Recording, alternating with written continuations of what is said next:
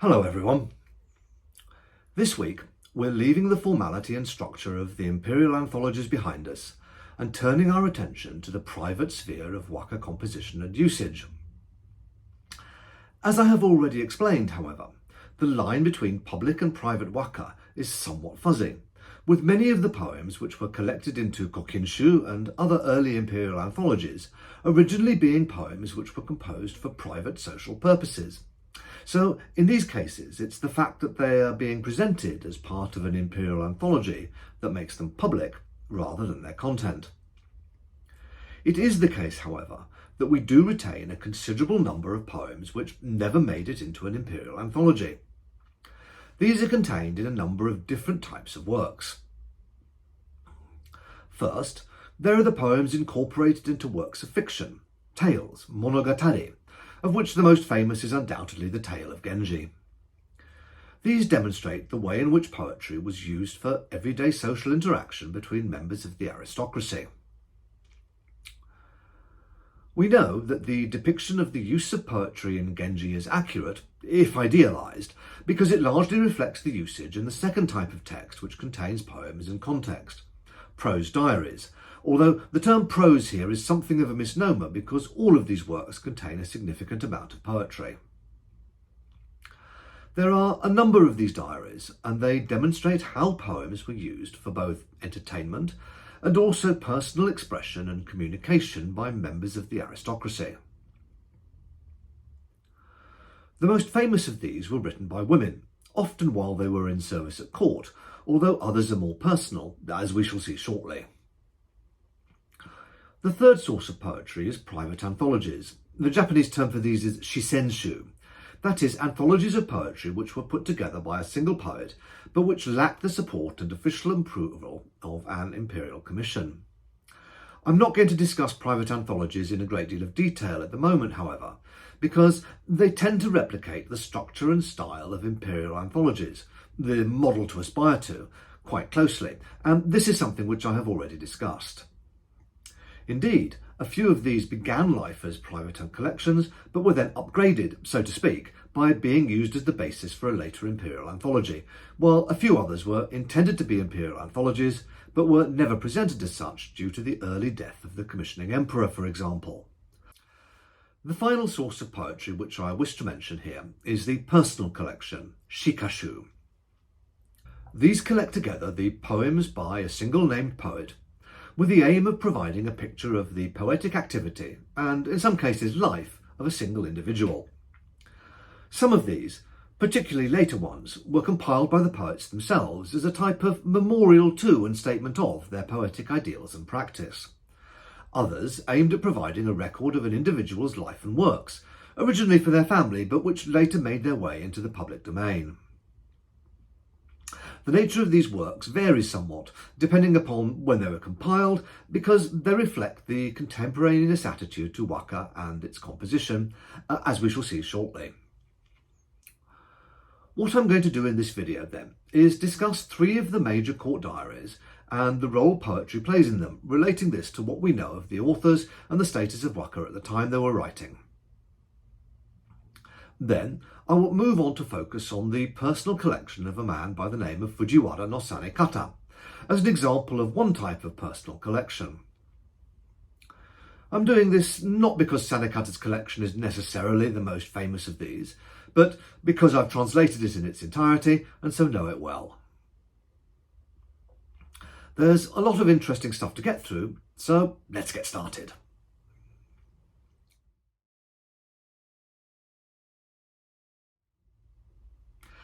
Let me start off by saying what I mean when I'm talking about court diaries. The word diary probably summons up the image of a detailed record of events organised chronologically, sometimes on a daily basis.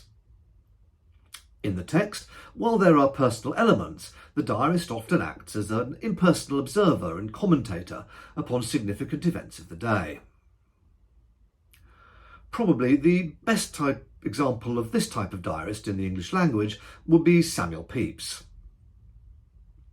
There are occasional passages in some of the court diaries which resemble this type of account, but most are quite different. They are frequently much more personal and are concerned with the writer's inner and outer lives, by which I mean their psychological state and the events in their lives which have gone on to cause this psychological state. It's rare for them to be organised strictly chronologically, so we often don't know exactly when the events which they describe took place. In addition, rather than being contemporaneous accounts, many of them were actually written but many years after the events they describe, and so feature an older and more experienced narrator looking back on their younger selves. In this sense, perhaps a better English translation of the Japanese word nikki would be memoir or even autobiography rather than diary, but as the latter term has almost universally been used, I will stick with it for now. There are 5 major Heian court diaries which span a period of just over 100 years, as you can see on the slide here. To this number can be added one further work, Makura no Soshi, which has diary-like elements but also other features, so I'm not going to discuss it further now. All of the diaries feature poetry to a greater or lesser extent, but I'm going to concentrate on Kagerō nikki, Izumi shikibu nikki and Murasaki shikibu nikki for now, due to the similarity between their authors as well as the fact that they were relatively close contemporaries. Of the other two, Tosa Nikki is the work which most resembles a conventional diary in that it has daily entries, while also containing a significant amount of poetry. This is not entirely surprising given that it is believed to have been written by Kino Tsurayuki, one of the compilers of Kokinshu and a major poet in his own right. Male aristocrats did keep diaries which were more or less contemporaneous accounts of events in their lives on a day-to-day basis. However, they kept them in Chinese because this type of work was a genre which they were familiar with from earlier Chinese models. These works are often invaluable resources for understanding political and other events which went on at court, as well as the details of court rituals and ceremonies. In fact, it was for the latter information that aristocrats often kept these diaries in the first place, so that their sons and family line would know how to perform ceremonies properly and could be suitable repositories of cultural knowledge. These works can also be fascinating sources of court gossip and provide insights into the characters of their authors, but what they are not is great literature, as they tend to adopt a rather dry and didactic tone in keeping with their stated purpose. It's not surprising, then, that when he sat down to write Tosa Nikki, Tsurayuki felt the need to adopt a fictional persona as its author. The diary mainly provides an account of the journey of a provincial governor, Tsurayuki, and his party back to the capital from a posting in Tosa at Shikoku. Tsurayuki maintains the fiction throughout the work that it is written by one of the ladies in the governor's party rather than by him himself. There have been endless scholarly debates about why he did this, and indeed about whether he is in fact the author.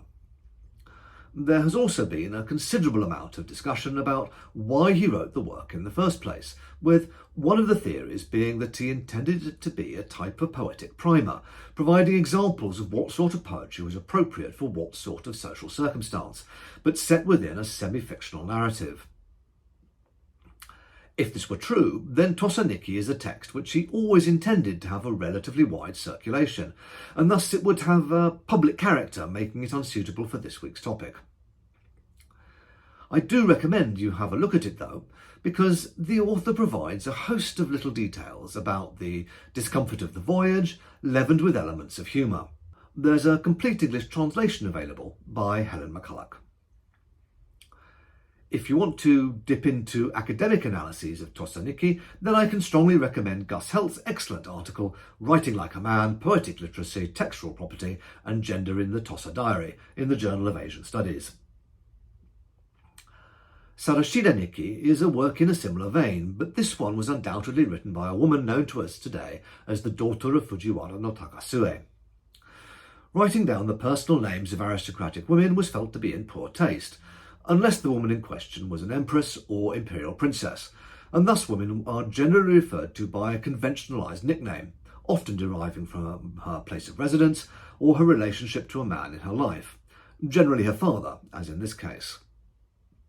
Sarashina Nikki, while brief, is a somewhat complex work which Takasue's daughter wrote looking back on a younger period in her life. It begins with a brief account of her childhood, when she accompanied her father on his posting as a provincial governor to the far east of Japan, not too far from modern Kamakura. She provides an account of their journey back toward the capital, and then a more reflective section as an old woman seeking salvation through prayer to the Buddha Amida. Again, I do recommend reading this as a relatively quick way to get a sense of the concerns of the aristocracy in their daily lives. There are 2 English translations available, one by Ivan Morris entitled As I Crossed a Bridge of Dreams, and a more recent one by Sonia Arntzen entitled The Sarashina Diary. Arntzen's translation is available in 2 versions, one with a full introduction and detailed annotation, and also a shorter reader's edition. So, with that out of the way, let's turn our attention to the 3 main court diaries written in the late 900s or early 1000s. 2 of these were written by 2 of the most significant literary figures in Japanese history, Izumi Shikibu and Murasaki Shikibu, while the other provides a model of semi-confessional feminine literature which was to be highly influential. All of these texts contain poetry and provide examples of how it was used in daily life and relationships. To take them in turn. Kagerō Nikki was written by a woman known as the mother of Michitsuna. She was the daughter of Fujiwara no Tomoyasu, a mid-ranking noble of the provincial governor class. She caught the eye, however, of Fujiwara no Kane-ie, one of the most important nobles of the time, and became his second wife. It's not entirely clear why Kane-ie sought a connection with her, although it is clear from the diary's contents that it is he who makes the initial approach and pursues her. But given that Michitsuna's mother is counted among the 36 female poetic immortals, and is also one of the 3 great beauties of classical Japan, it may well have been her reputed poetic skill which attracted him at first.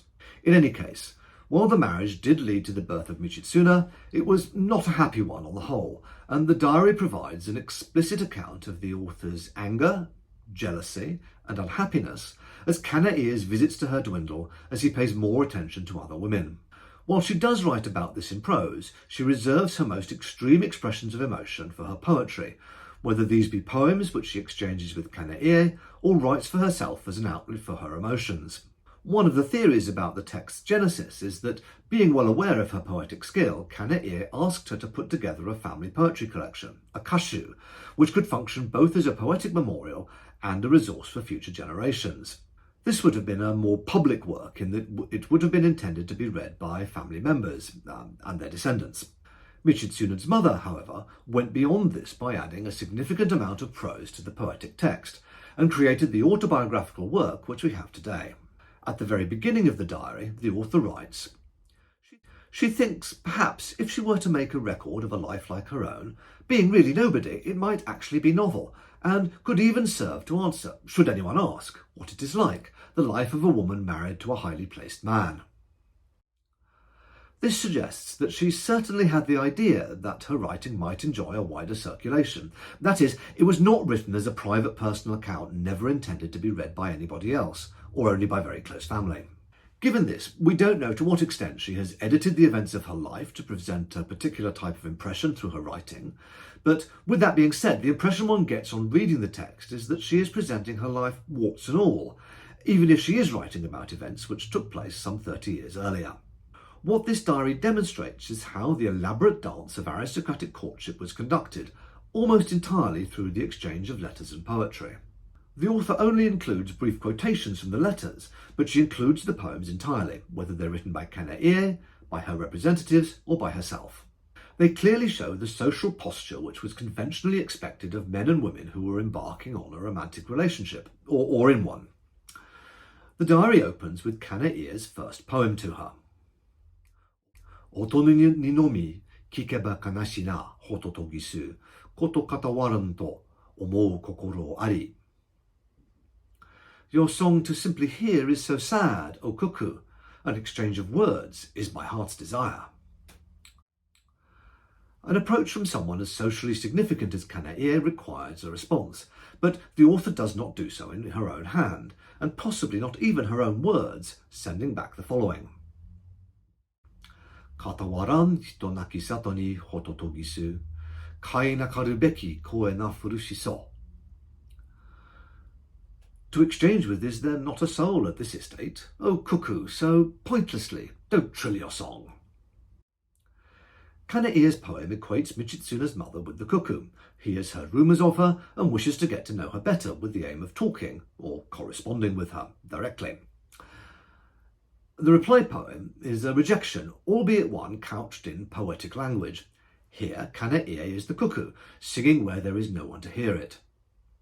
One of the beliefs about these birds was that they were promiscuous, so the poem is a subtle suggestion on the author's part that Kanei is not to be trusted and that his approach is not to be taken seriously. This pose of female resistance to male ardour is then played out throughout the subsequent courtship. In fact, it continues all the way up to the point where the relationship is consummated and the marriage begins. What's important to note here, though, is that this is an exchange of poetry. Michitsune's mother, or her representative, picks up on the expressions and imagery used in Kanei's poem, puts her own take on them, and returns them to him. The fact that she has done this is an indication that she is taking him seriously, and the fact that the subsequent poems almost all contain elements of this give and take and exchange of ideas and images is a key indicator of the way that the poetry is functioning as a social lubricant to the development of the relationship. Quite a number of these private social exchanges made their way into later imperial anthologies, providing further indication, if any were needed, that individual poems are often parts of larger units and connected to multiple other poetic works, and thus can only be properly understood in conjunction with those other poetic works. We're fortunate in that there are two translations of Kagerō Nikki available, Edward Seidensticher's version entitled The Gossamer Years, and a more recent version by Sonia Arntzen. Seidensticher, I think, prioritises accessibility, whereas Arntzen's version contains more detailed annotation, giving you a more in-depth knowledge of the background, but both are worth reading. Moving on to the second diary, Izumi Shikibu Nikki, we come to one of the most fascinating characters in all of classical Japanese literature, for all that, as with many of the people of this period, there is a dearth of exact detail about her life. Izumi Shikibu was the daughter of Oe no Masamune, and his wife, the daughter of the governor of Etsu, Taira no Yasuhira. The origins of her nickname are a little murky, but are thought to derive from the fact that her father held the position of clerk in the Ministry of Ceremonial, shikibu, while the Izumi element, which she gained later, derives from the fact that her first husband, Tachibana no Michisada, was appointed to the governorship of that province. The marriage is thought to have taken place in the mid-990s, when Izumi would have been about 20 and Michisada in his mid to late 30s. The relationship was close enough that Izumi had a daughter, Koshikibu no Naishi, and initially accompanied Michisada on his posting to the provinces. It appears, however, that she disliked life out of the capital and quickly returned there without her husband. Shortly afterwards, she began a relationship with an imperial prince, Tametaka, who was one of the sons of Emperor Reizei. This relationship did not last very long because Tametaka died in 1002. Eiga Monogatari, A Tale of Flowering Fortunes, has the following to say about this. Prince Tametaka, the president of the Board of Censors, had fallen into the dangerous habit of roaming about at night to visit women's houses. It made people uneasy, and there was a good deal of disapproving gossip. As it happened, a pestilence was raging that year with such violence that no one's life was safe. The streets and avenues were clogged with stinking corpses, yet the prince went blithely ahead night after night without paying the slightest attention. Perhaps that was why he finally fell ill and died. Other contemporaneous sources dispute the idea that it was the pestilence which carried Tametaka off, but it is amply clear from this that he was something of a roux. In any case, the relationship between Izumi and Tametaka was sufficiently well known in aristocratic circles for there to be gossip about it, and this led to Michisada calling the marriage off, probably at some point in 1002. The scandal that her relationship with the prince and the end of her marriage caused led to her parents disowning her, at least temporarily. While she was still officially in mourning for Tametaka, however, she began a relationship with his brother, Prince Atsumichi. The two of them were alike in that scandal seemed to follow them around, so perhaps it was not unusual that they ended up together. Atsumichi's first wife is described as not being completely settled in her senses, with the result that her husband was estranged from her. or Kagami, the Great Mirror, a semi-fictionalized account of the early Heian court, relates the following about her.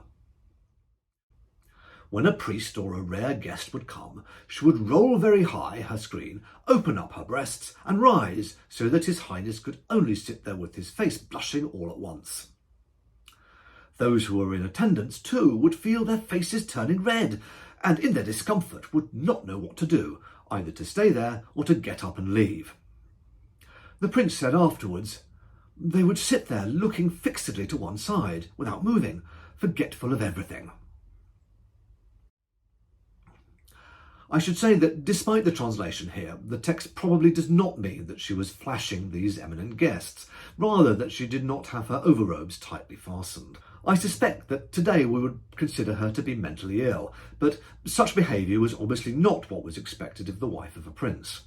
Atsumichi did have a second wife, who was a daughter of Fujiwara no Naritoki, who had, by all accounts, approached him directly about marriage, but he more or less ignored her after taking up with Izumi shikibu, leading her to leave him and go back to her family, which was a further scandal. This was magnified when he openly flaunted his relationship with Izumi, who was a woman of significantly lower social status, to say nothing of her history as his brother's mistress. Kagami again recounts that when His Highness was returning from the Kamo festival, the way he rode with Lady Izumi shikibu for a view was most interesting. He had cut down the middle drape hanging over the door of the carriage. Raising high the half that was on his side, he kept low the half on Shikibu's side, and caused the full length of her clothes to be thrust out. On the crimson skirt was attached a very large piece of red paper on which was written the word abstention. Since it was lowered all the way down to the ground, how could the people help but look at it instead of the ceremonies? This was quite extraordinary behaviour, as you can imagine. Izumi's relationship with Atsumichi continued until his death in 1007, and it is this relationship which is the focus of her diary. Subsequently, she was recruited as a lady-in-waiting to the Empress Akiko, Shoshi, around 1010. This was probably on the basis of her reputation as a skilled poet, which was sufficient to override the aura of scandal which clung to her. Murasaki Shikibu, writing in her own diary, has this to say about her. Now, someone who did carry on a fascinating correspondence was Izumi shikibu. She does have a rather unsavoury side to her character, but has a genius for tossing off letters with ease and can make the most banal statements sound special. Her poems are quite delightful. Although her knowledge of the canon and her judgments leaves something to be desired, she can produce poems at will and always manages to include some clever phrase or other that catches the eye. And yet when it comes to criticising or judging the work of others, well, she never really comes up to scratch. The sort of person who relies on a talent for extemporisation, one feels. I cannot think of her as a poet of the highest quality. So given that Fujiwara no Shunzei was to remark that Murasaki Shikibu was better at writing prose than composing poems, while history has judged Izumi Shikibu's collected poems as the most outstanding work by a single poet from the period, one cannot help but feel that there may be an element of sour grapes in Murasaki's remarks here. In any case, shortly after joining Akiko's court, Izumi married again to Fujiwara no Yasumasa, a military man of her own class in the service to Akiko's father, Michinaga. This relationship appears to have endured for a while, although there are indications that it too broke down in the end. Nothing is known, however, of how she spent her final years or when she died. This brief sketch of Izumi Shikibu does not really capture the complexities of her as a character and a poet.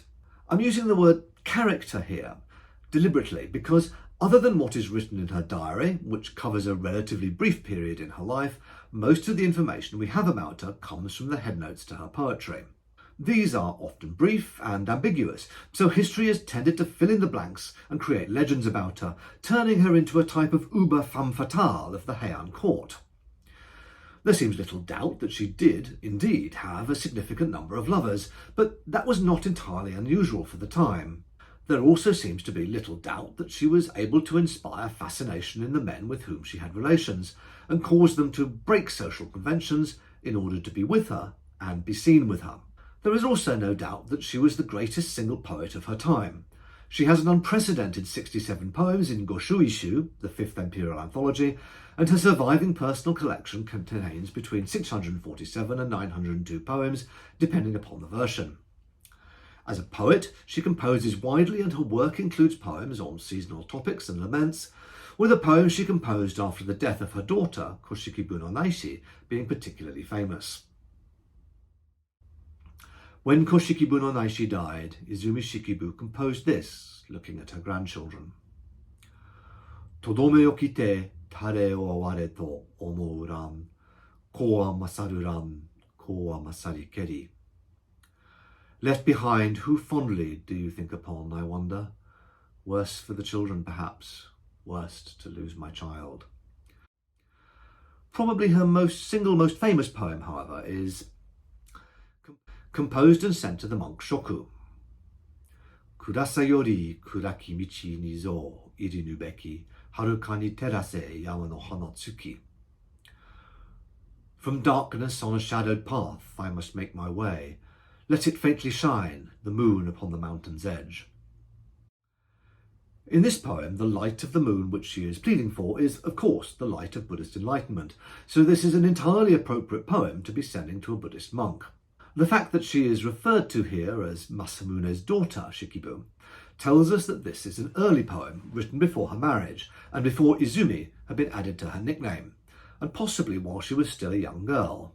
The fact that she was able to produce work of such quality at such a young age, and have it recognised by being included in an imperial anthology, suggests she may have already been gaining a reputation as a superlative poet in her teens. Given this, it's not surprising that she would attract male attention, and so it's also unsurprising that a significant number of her poems are love poems, and it is poems of this type which dominate her diary. As I said earlier, the diary focuses upon Izumi Shikibu's relationship with Prince Atsumichi. It begins when she is still in mourning for his brother, when the prince takes an opportunity to send her a gift of some orange blossom. The prince intends this to remind her of the following poem. Topic unknown. Satsuki matsu hana tachibana no kao kageba, mukashi no hito no sode no kazo suru. Awaiting the 5th month, the orange blossom's scent fills the air, and folk from long ago, with their perfumed sleeves, come back to me.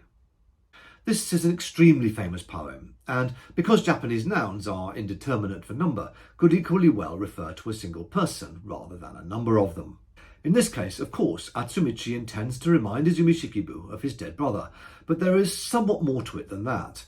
His choice of a gift of orange blossom, with its connotations of summer, suggests heat, and by association passion, so he is hinting through the poetic reference that he would not be averse to commencing a romantic relationship with her.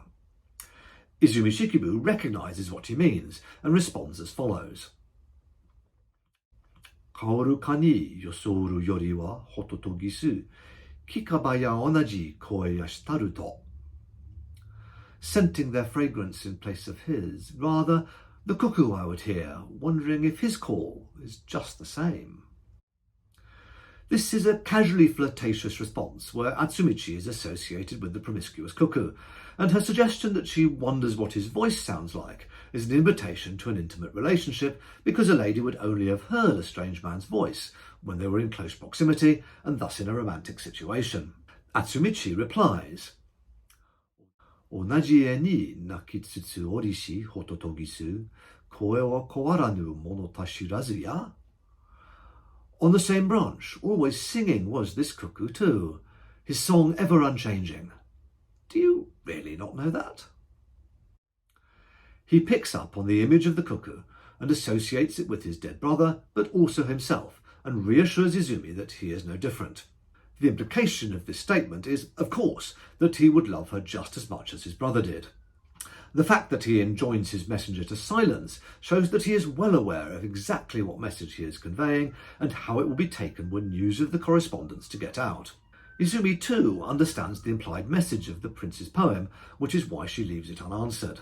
Nevertheless, The prince recognises that this lack of response is not a rejection, but a social posture of resistance, and so he sends her a further love poem as follows. 打ち入れでもあれにし物をなかなかに苦しきまでも嘆く今日かな. So open was I that, in extreme agonies of grief am I today. In this poem, he adopts the posture of the male lover who is suffering as a result of a woman's cold-heartedness. His language is a little, but only a little, intemperate as such poems go, but this is sufficient to arouse Izumi's interest as she deigns to send him a reply. 今日の間の心に変えて思いやれ、眺めつつのみ過ごす心を. One day long last your feelings, but instead imagine, ever gazing simply at the falling rain, spending time so, how might one feel? Again, this is a conventional response to a poem of the type which Atsumichi has sent, although it is less direct and more evocative. The poem is built around the verb nagamu, here inflected to nagame tsutsu. This word means gaze at something in the distance, but because it contains nagame, which means long rain, in poetry it almost universally carries connotations of gazing gloomily out upon the falling rain. Falling rain itself, of course, evokes and suggests tears, often those of the poet him or herself, and thus suggests that the speaker of the poem is stricken with sorrow or melancholy. Paraphrased, Izumi's poem says, You say you are sad today, but that is nothing compared to my own feelings of constant sadness. The sense is cleverly ambiguous because the sadness could refer to her continuing mourning for Tametaka, but it also functions as the expression of feminine reserve and worry that Atsumichi's feelings for her are shallow and trivial. If you want to read more of Izumi Shikibu's poetry, then I recommend The Ink Dark Moon, which brings together her verses with the earlier passionate woman poet, Ono no Komachi. There is a recent translation of the diary, published in 2019. You can find it via your local Amazon or other good bookshop, about which I can say that it's better than not having a version in English at all, but it's not to my taste. Personally, I think that Edwin Cranston's version is better, but sadly that's long out of print and only available at eye-watering prices second-hand or via a good library. Turning now to our final diary, that of Murasaki Shikibu, its author needs little introduction. She was the daughter of Fujiwara no Tametoki, a minor noble and minor poet who had a rather unsuccessful court career consisting of lower-ranking posts and provincial governorships. If we are to trust in Murasaki's own words, however, she displayed a somewhat intellectual and scholarly bent from a relatively young age. She writes in her diary that, when my brother, secretary at the Ministry of Ceremonial, was a young boy learning the Chinese classics, I was in the habit of listening to him, and I became unusually proficient at understanding those passages which he found too difficult to grasp. Father, a most learned man, was always regretting the fact. Just my luck, he would say.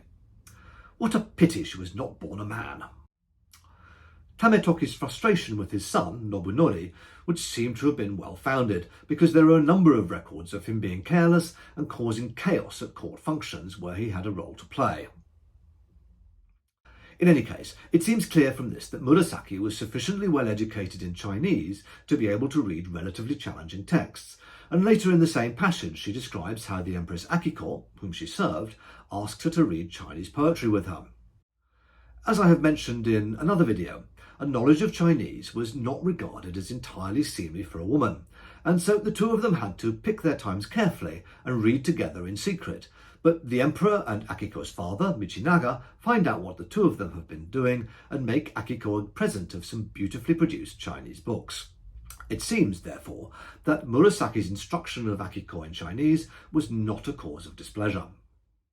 In any case, prior to entering service at court, it appears that Murasaki accompanied her father to the provinces when he was posted there as governor in 996, but returned to the capital in 999 and married the much older Fujiwara no Nobutaka, who died only a couple of years later.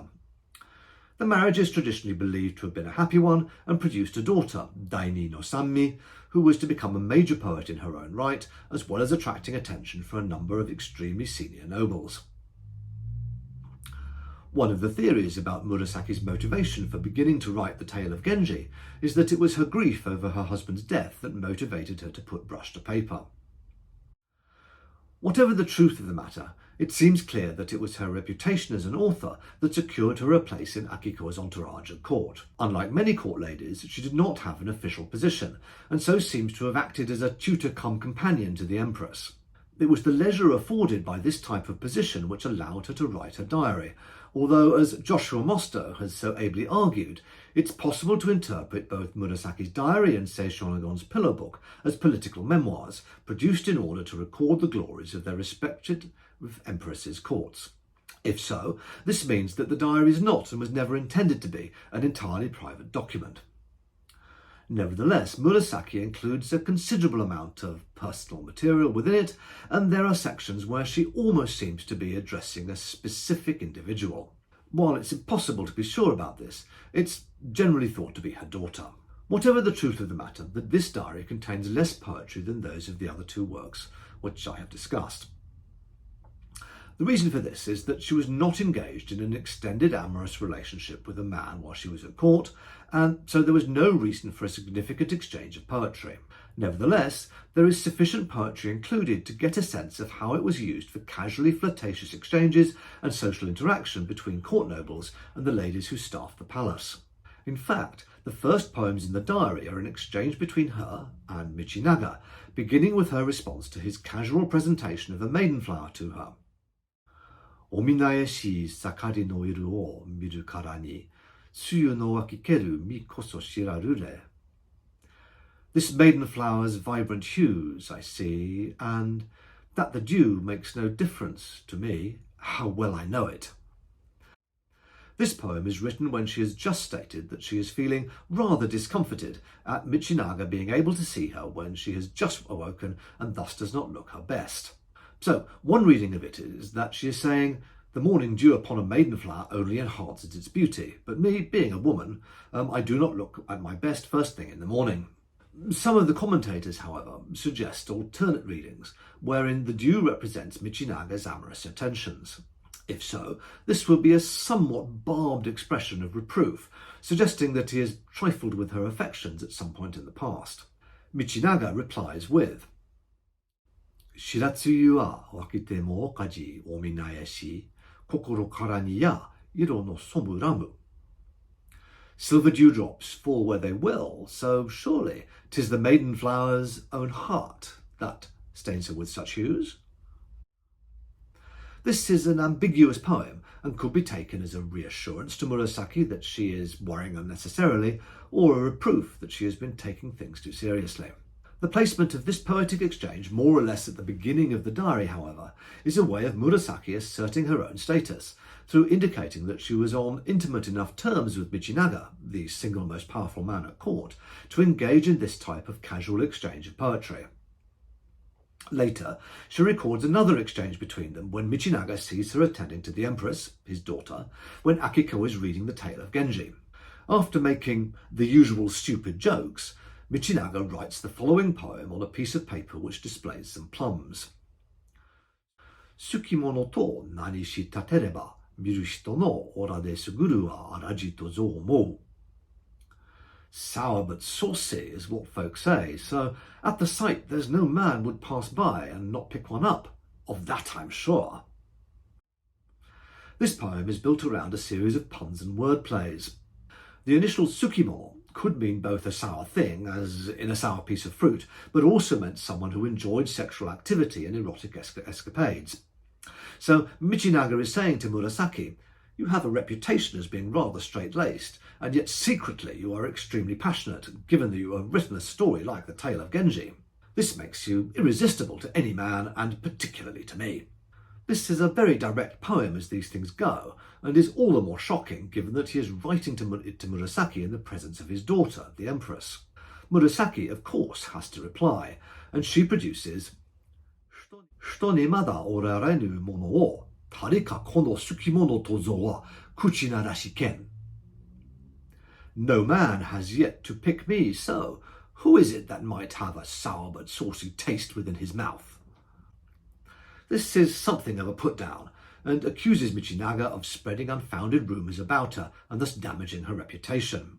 She follows the poem by saying directly, "I'm mortified," which suggests that they have never, in fact, been intimate. It's also possible, of course, that this is a performative, given that she is in the Emperor's presence. A further exchange between her and Michinaga, which she records immediately after this in the diary, is also similarly ambiguous. Murasaki is awoken one night by someone knocking on the door of her chamber, but makes no reply and does not open it. The following morning, Michinaga sends her this. Yomosugura, kuina yori ke ni naku naku zo, maki no toguchi ni tataki wabitsuru.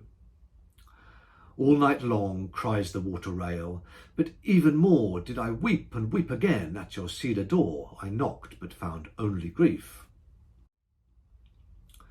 The cry of the water rail, kuina, sounds very much like someone knocking on a wooden door, and so was commonly used in poetry to symbolise a lover coming to call upon a lady. Murasaki replies, Tada naraji to bakari tataku kuina yue, akete wa ika ni kuyashi kara mashi. It is not so easy, I think, but briefly knocking at my door was a water rail. Opening to it, how deep would be my regret. Again, this poem is ambiguous in that she could be saying that she would have regretted having let him in and spending the night with him, or that she would have regretted it had she opened the door and it had not been him, or that he had not been there. Whatever the truth of their intimate relationship, it does seem clear that it was sufficiently well known for it to arouse the enmity of other women, as she notes that Michinaga's wife sends an attendant to her with some cloth, which had been soaked in chrysanthemum dew. This was believed to promote long life and a youthful appearance. So making a gift of it to a lady implied she was in need of it, and thus getting old and unattractive. Murasaki states that she is tempted to send the gift back with the following poem. Kiku no tsuyu wa kayu bakari ni sode furete, hana no aruji ni chiyo wa yuzuramu. Chrysanthemum dew, a little youth just will bring to my sleeves. To the flower's mistress I would gift 1,000 generations. As I'm sure you can work out, while couched in the form of a wish for the continued long life of Michinaga's wife, the poem essentially says, the chrysanthemum dew will only do me a little bit of good because I'm so much younger than you are, and you need it much more than I. This is a further indication, if any were needed, of the way in which poetry was used for different types of social interactions between the aristocracy of the capital. If this has whetted your appetite to read more of Murasaki's words, then it's available in English translation from Penguin at a very reasonable price. This is a revised and updated version of Richard's original translation, and well worth a read. I want to leave the diaries behind now and take a look at a personal collection, that of Fujiwara no Sanekata, as I stated at the beginning of this video. Sanekata is another one of those pre-modern poets whose name is remembered now because of one of his poems was chosen for inclusion in the Ogura Hyakunin Isshu collection, which is used as the basis for the Japanese New Year game of karuta and thus extensively memorised. This indicates that his poetic skill was sufficiently admired in the early 1200s when Hyakunin Isshu was put together for him to be included in an exemplary collection, and indeed Sanekata does have a total of 67 poems included in various imperial anthologies, which is an extremely respectable total for any poet. For all that, he is also another one of those pre-modern poets about whom we actually know very little. He left behind no diary, or if he did, it has not survived the centuries, and there are only a few references to him in contemporaneous sources. These tell us that, despite having grandparents who ranked among the most senior members of the court nobility, he suffered throughout his life from a lack of support. His own father died young, and he was taken in by his uncle Fujiwara no Naritoki, with whom he occasionally had a strained relationship. This meant that Sanekata spent almost his entire court career as a member of the palace guards, and only achieved promotion to junior 4th rank upper grade, a rank which signalled his admittance to the lower ranks of the senior nobility, in 993, when he was probably in his mid to late 30s.